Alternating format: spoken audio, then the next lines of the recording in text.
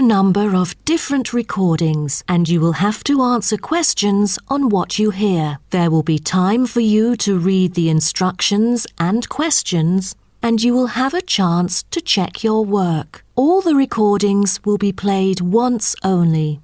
The test is in 4 sections. At the end of the test, you will be given 10 minutes to transfer your answers to an answer sheet. We'll turn to Section 1. Section 1. You will hear a young student, Andrew, ringing an employment agency inquiring about their services. First, you have some time to look at questions 1 to 7.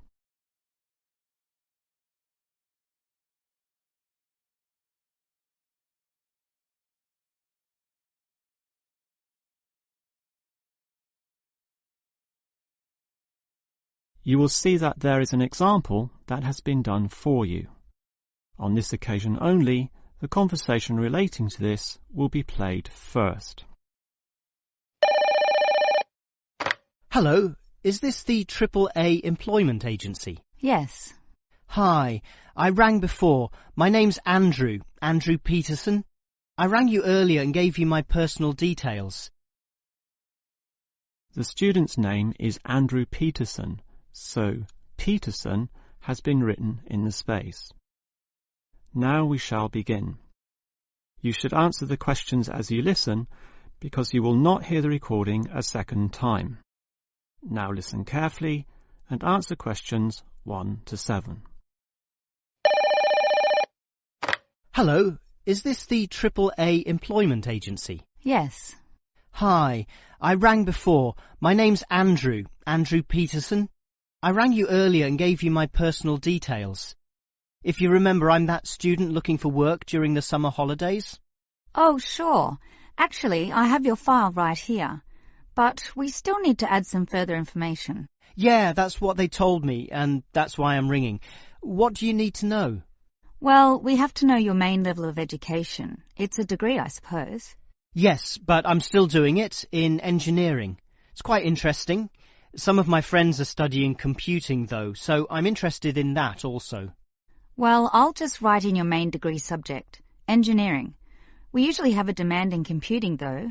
Have you worked with computers before? No, I just do some programming for fun at the university, but I almost got a job as a computer designer once. Actually, the only job I've ever had was as a car salesman, believe it or not. Well, at least you've had experience dealing with customers. What about hobbies, though? Sometimes they can help develop useful skills. In my free time I don't do much, mostly study. I play chess occasionally at the university chess club. That's right next to the tennis courts, but I'm not interested in that. Chess helps develop analytical skills, so I'll put that down. Of course, it's your main skills that employers want to know about. What would you say they are? Well, I'm in my 3rd year now, studying electrical machines and generating systems, but I'd say electronics is my best skill, much better than, say, my machine skills, which aren't so good, actually. Okay, machine skills are in demand, but so too are electronic ones, so we might be able to find you a part-time job in that field. But what sort of money do you expect to get? Oh, anything, really. I'd want the standard payment, let's say. What's normal? 1,000 a month? 1,500? I'll just put $1,200, okay? That's fine by me. When can you start? Say, within 2 days? Easily. Actually, less. In fact, just give me a ring and I'll be able to start immediately. Although I admit it'll take me a few days to get used to getting up early in the morning. Okay, that's just about it.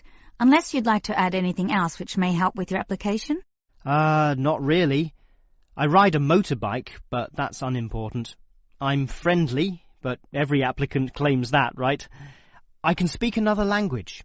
Ah, that might be useful, depending on the language. Is it Chinese? A Chinese speaker would go down well. Spanish, I'm afraid. You see, I grew up with some friends who came from South America. Okay, I'll write that down, but I don't think it will help that much, sorry to say. Before you hear the rest of the conversation, you have some time to look at questions 8 to 10.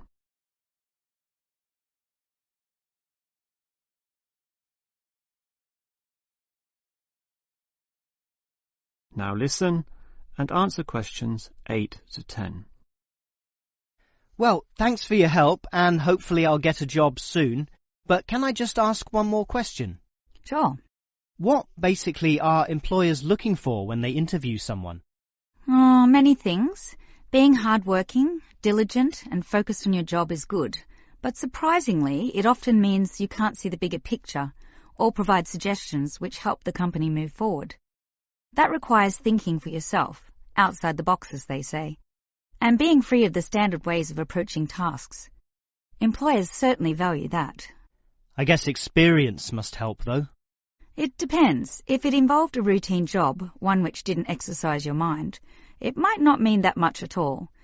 But since companies are basically composed of people, it is important to be able to get along with others.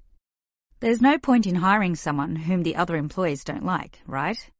That just causes problems. In fact, I would say that being friendly and approachable ranks far more highly than your academic qualifications. Okay, and that's all assessed at the interview, right? Yes, and your qualifications, experience, and approach to the job, such as whether you can do different things, work overtime, or do long hours, is needed. But those latter qualities are pretty much standard. What may be more important is based on the fact that things inevitably go wrong. Mistakes are made, and someone's got to fix them in a way that creates the least disturbance. People with demonstrated abilities to do this are certainly regarded highly. I see. That's very interesting. That is the end of section 1. You now have half a minute to check your answers.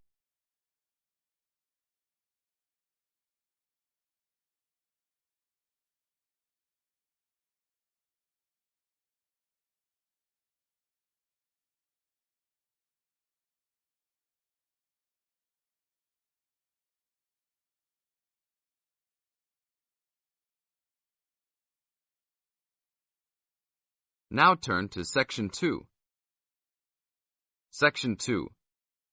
You are going to hear a talk given by an international student. First, you have some time to look at questions 11 to 16.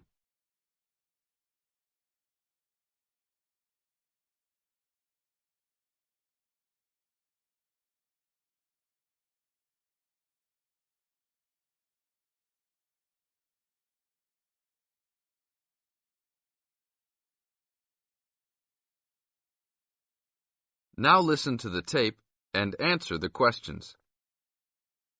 As an international student coming from Sierra Leone, it gives me great honor to give these opening remarks and welcome you all to Ashesi University, where excellence is the code. I believe I speak on behalf of my fellow colleagues when I say we feel that we are the most fortunate and privileged university students in Ghana. You may ask, what is the basis of such a conclusion? And I will simply say to you, in which other tertiary institution in Ghana do you find the same level of IT infrastructure and facilities available to students? Where also do you find such a low ratio of students to lecturers and computers? In which other educational institution do you find 55% of students on some sort of financial aid, who in addition enjoy services and benefits such as job placement after graduation, on-campus employment that pays above the minimum wage, a supply of textbooks, and access to online databases? Ladies and gentlemen, there is no other institution of higher education in Ghana today that matches the learning environment and the quality of instruction at Ashesi. I could continue listing reasons why we students feel this way, but I only have 5 minutes for this speech. Believe me, I could go on for hours. At Ashesi, everyone is considered a leader and is treated special. Ashesi equips us with the necessary determination, strength, and belief in ourselves to be able to achieve our goals. We are being taught to think outside the box and to question and challenge our assumptions about the world we live in. This, ladies and gentlemen, is one of the benefits of a liberal arts education, which seeks to broaden our intellectual capacity.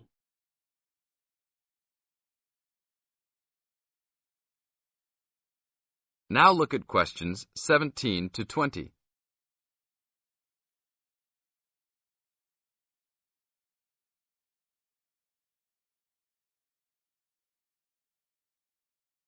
As the talk continues, answer questions 17 to 20. At Ashisi, we are also exposed to real-life situations and learn how to deal with them through a practical and vigorous academic program, as well as various seminars in which prominent leaders in their professions are invited as guests to interact and share their knowledge and experiences.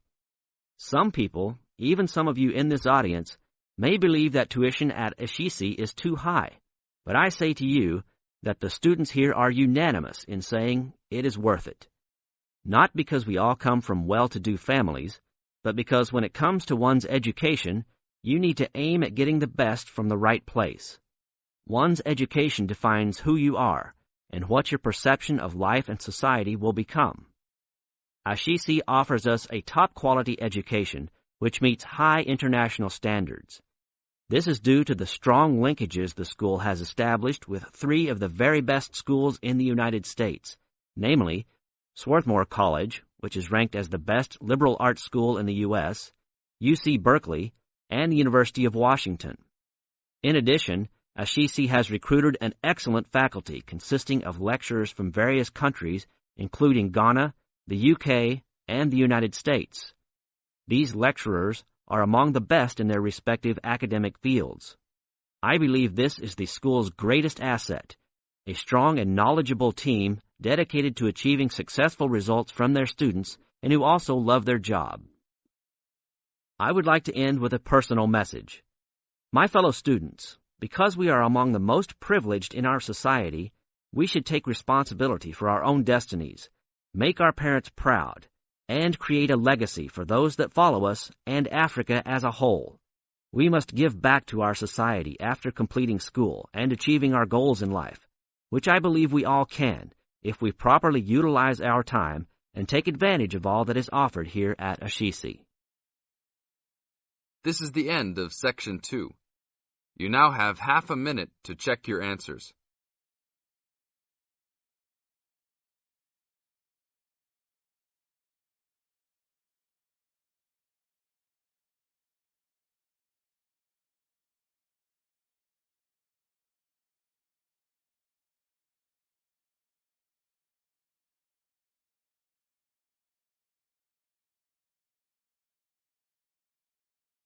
Now turn to Section 3.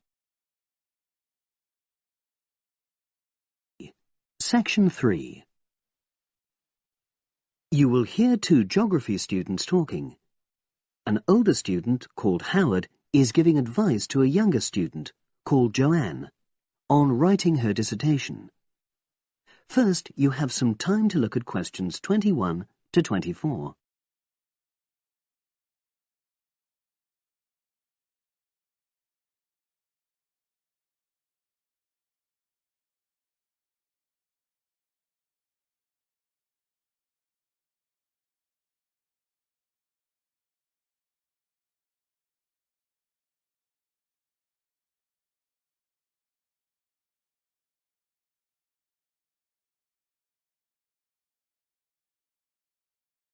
Now listen and answer questions 21 to 24.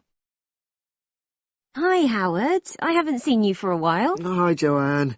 Yeah, they're keeping us really busy on the postgraduate programme. But how are you? You'll be starting your dissertation soon, won't you? Yeah, tutorials start next week. I've got Dr. Peterson. You'll remember it all from last year, of course. It's not something you forget easily. Oh. But seriously, although I didn't expect to enjoy writing my dissertation, and in fact I didn't really find it much fun, I wouldn't have missed the experience. I found it really improved my understanding of the whole degree programme, from the first year on. Right. So, what are you doing yours on? Glaciated landscapes. Although I haven't decided exactly what aspect yet. I did mine on climate systems, so I can't help you much, I'm afraid. But you'll be fine once you start your tutorials. Dr. Peterson will help you focus. I know, and he'll set me deadlines for the different stages, which is what I need.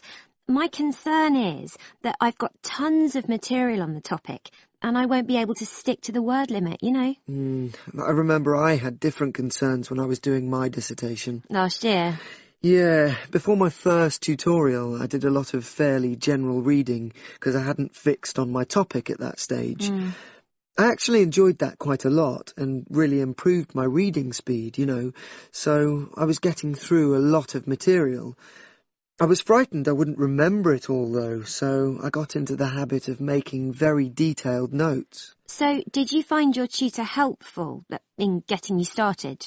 Yeah, we certainly had some interesting discussions, but it's funny, I saw a brilliant programme about climate change, and it was that really fired me up. It was talking about some recent research which seemed to contradict some of the articles I'd been reading. Now you have some time to look at questions 25 to 30.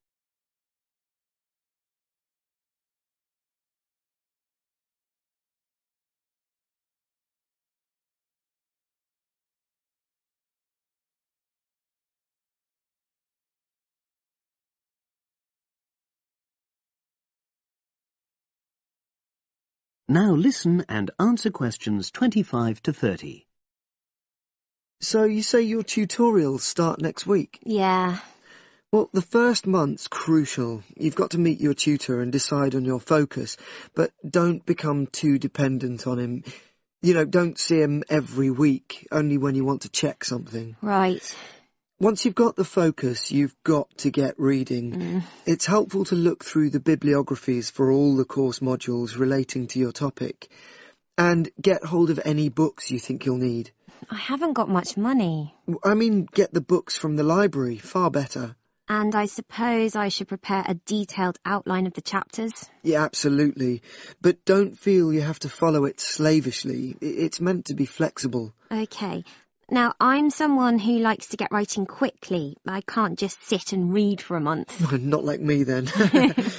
But if that's what suits you, you know, your natural approach, then you really ought to start immediately and write the first chapter. Right.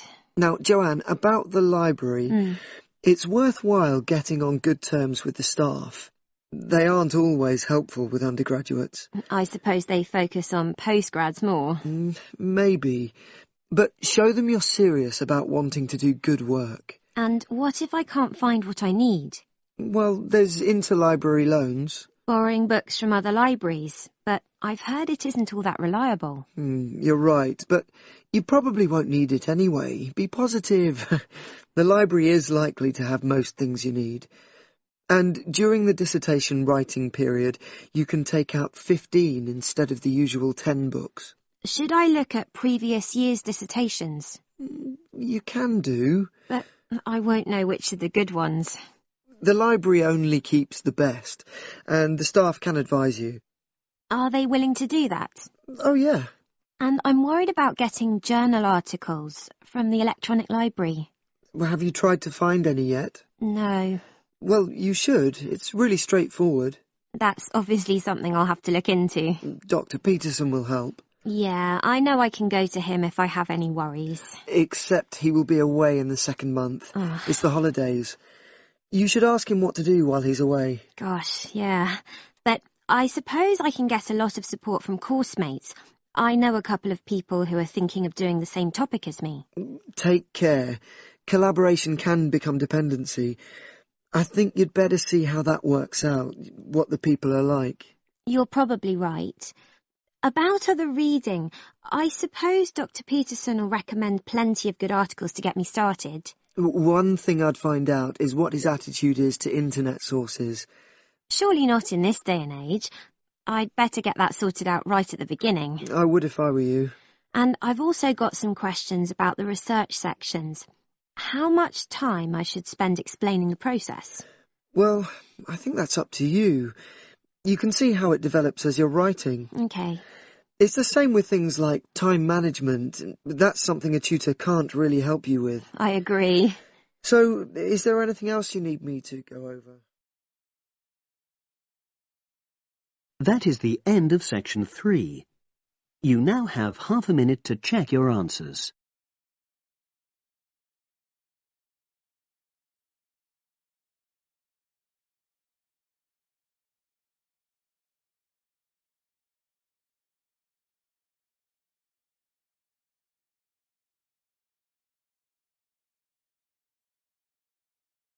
Section 4. You're going to hear a short talk about the banks in Britain. As you listen, complete the statements by writing no more than 3 words in the spaces provided. Now you have some time to read questions 31 to 40 first.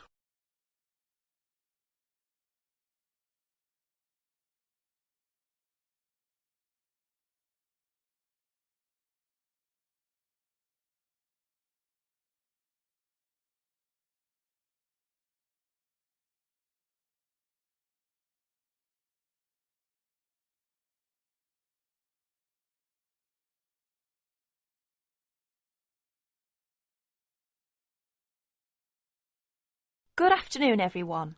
Thanks for turning up today to this short talk I'm going to give on student banking.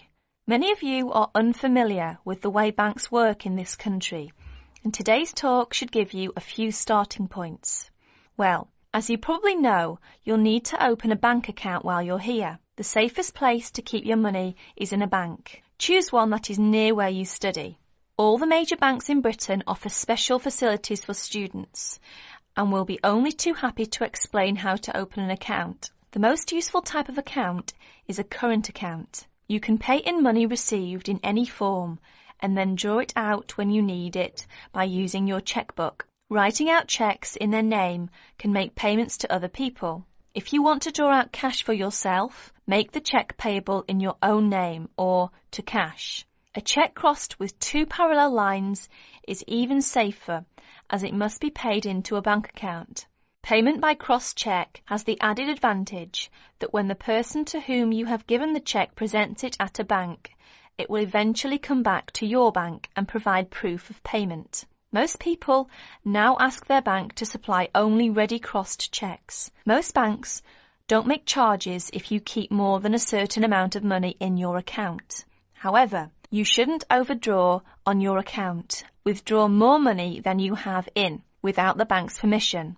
If you borrow money from the bank, there will be an interest charge. You will also have to pay a small charge to convert foreign currency paid into your bank into sterling. If you have more money than you need for month-to-month expenses, it is a good idea to open a deposit account for some of it, where it can earn interest. This interest is taxable, but if your bank knows that you are not normally resident in Britain, then you do not pay tax.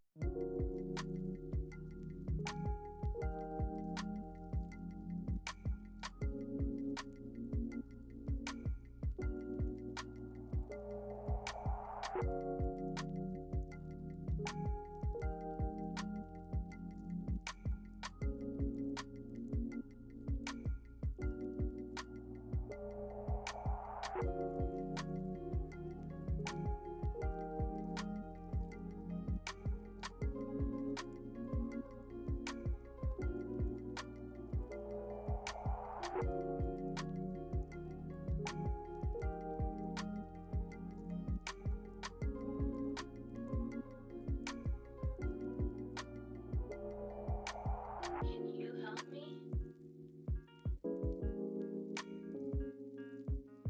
I need more energy.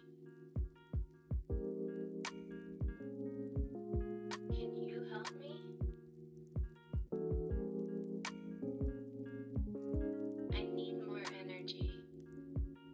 There's always a choice. Can you help me? Can you help me? I need more energy. There's always a choice. Can you help me? Can you help me? I need more energy. There's always a choice. Can you help me? Can you help me? I need more energy. There's always a choice. Can you help me? Can you help me? I need more energy. There's always a choice.